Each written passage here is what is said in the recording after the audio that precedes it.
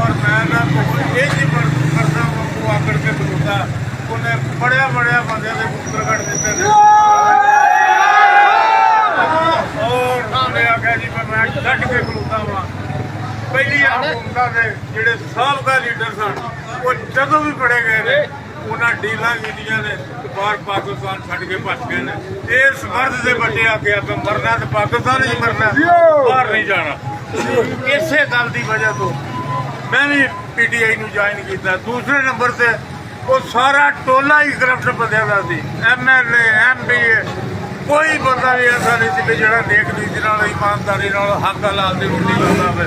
सब हराम करते रहे हराम खा के सारे के ढिड वंडन डे ने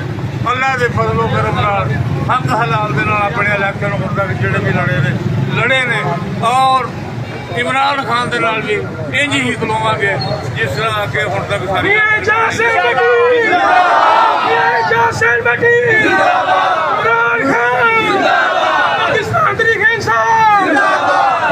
मैं ये साडे दोस्त ने इंतजामिया दे इन्हां दी अपनी मजबूरी है कि गौरमेंट को भी जवाब देना और इस मजबूरी की बिना से ये आके मेरे दरवाजे के गेट हो गए हैं असी भी इन्होंने कोई चक्कर नहीं लड़ना चाहते करना चाहते क्योंकि पुरअज़म और नेक नीति तक जी सियासत की है हंगामा रही जी अज तक नहीं की शराफत की सियासत की है तो मैं इन्होंने दोस्तों का भी मशहूर हाँ और जेडे पार्टी के कारकुन इतने तशरीफ ले आए हैं मैं उन्होंने सारे का मशहूर हाँ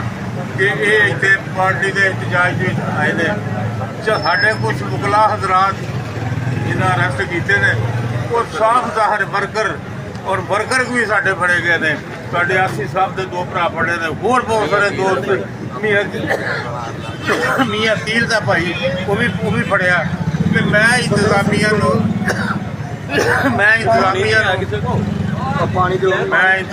ये गल आखांगा कि जे असा तुहाडी गल मनी है तो फिर जे उन्होंने बंदियां जिन्हां तुसां फड़िया उन्हों का जो हुण काम ही कोई नहीं असीं तुहाडी गल मन के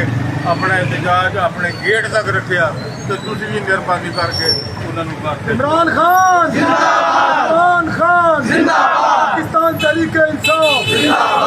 हुसैन भट्टी चौधरी अरशद अली साई कौन बचाएगा पाकिस्तान कौन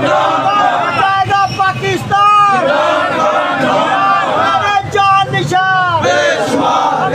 मेरे जान निशान पाकिस्तान तरीके इंसाफ पाकिस्तान तरीके इंसाफ मियां हुसैन भट्टी